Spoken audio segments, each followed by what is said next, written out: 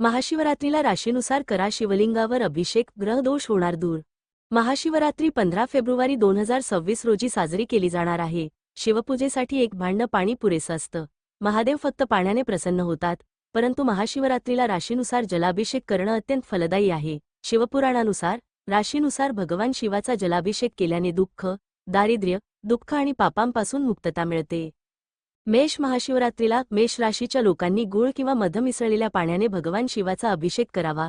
नमः शिवाय या 5 अक्षरी शिवमंत्राचा सलग 108 वेळा जप करावा।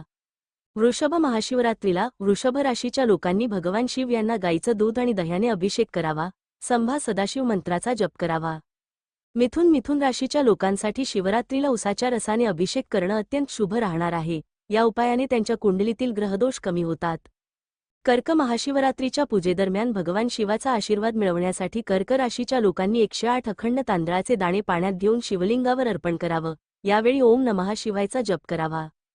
सिंह महाशिवरात्रीला सिंह राशीच्या लोकांनी भगवान शिवाला मधाने अभिषेक करावा आणि भगवान शिवाला लाल चंदनाचा तिलक लावावा।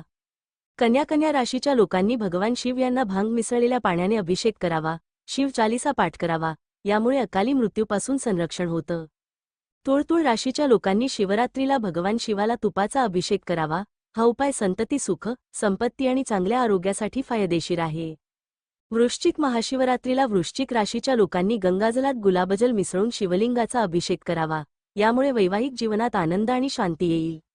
धनु राशीच्या लोकांनी शिवरात्रीला भगवान शिवाला जल अर्पण करावे आणि नंतर पिवळ्या मोहरीचे दाणे अर्पण करावेत। मकर महाशिवरात्रीनिमित्त मकर राशीच्या लोकांनी बिल्वपत्र अर्पण करावं आणि भगवान शिव यांना पाण्याने अभिषेक करावा। काळे तीळ पाण्यात भिजवावेत, यामुळे शनीचा आशीर्वाद मिळेल। कुंभ राशीच्या राशीत जन्मलेल्यांनी भगवान शिव यांना मोहरीचं तेल किंवा पंचामृताने अभिषेक करावा। शत्रूंचे अडथळे, भीती आणि रोग दूर करण्यासाठी हा उपाय फायदेशीर मानला जातो। मीन भगवान शिवाला तूप आणि गंगाजलाने अभिषेक करावा। तुम्ही ओम नमः शिवायचा जप करताना शिवलिंगाला 108 तांदळाचे दाणे देखील अर्पण करावेत।